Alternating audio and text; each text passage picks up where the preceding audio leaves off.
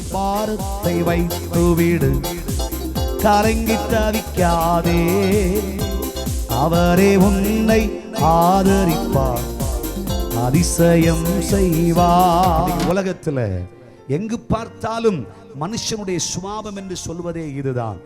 ஆனால் 8வது என்று சொல்லப்பட்ட தாவீது, தாயும் தகப்பனும் மறக்கலாம், மறுக்கலாம், கைவிடலாம், விட்டுவிடலாம், நீ வனாந்திரத்திற்கு போ, ஆடுகளை மேய்த்துக் கொண்டு போ என்று சொல்லிவிடலாம். ஆனால் கைவிடாத ஒரு செல்ல தகப்பனோடு கைகளை தட்டி கர்த்தரை மகிமைப்படுத்துங்க. இன்றைக்கும் தேவனுடைய பிள்ளைகளை குடும்பத்தாரால் ஒருவேளை நீங்கள் தூரப்படுத்தப்பட்டிருக்கிறீர்களா? ஒருவேளை பெற்ற தாயால தகப்பனால இன்றைக்கு பிள்ளைன்னு கூட உன்னை பார்த்து சொல்லக்கூடிய நிலைமைக்கு இல்லையா அப்படின்னு உன்னை சொல்றாங்களா? ஏன் அழகில்லை, ஏன் படிப்பில்லை, ஏன் பெரிய வேலை இல்லை, ஏன் பெரிய சம்பளம் இல்லை, அதனால ஒருவேளை பிள்ளைன்னு சொல்றது கூட வெக்கமா இருக்கியா என்று சொல்லுகிறார்களா? பெற்ற தாய் தகப்பன் உன்னை கைவிட்டாலும் என் கர்த்தராகிய கிறிஸ்து இயேசு உன்னை கைவிட மாட்டார்.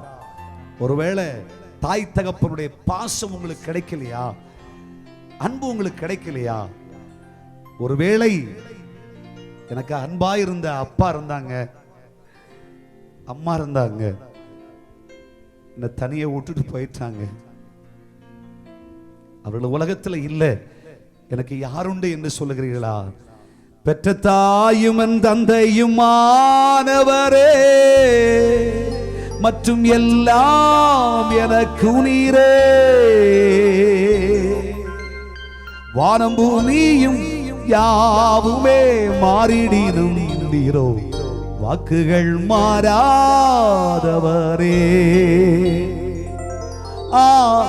ஆனந்தம் ஆனந்தமே அல்லும் பகலிலும் பாடிடுவே, இயேசுவே எந்தன் ஆருயிரே, இயேசுவே எந்தன் ஆருயிரே. மேல் பாரத்தை வைத்து விடு, கலங்கி தவிக்காதே, அவரே உன்னை ஆதரிப்பார், அதிசயம் செய்வார்.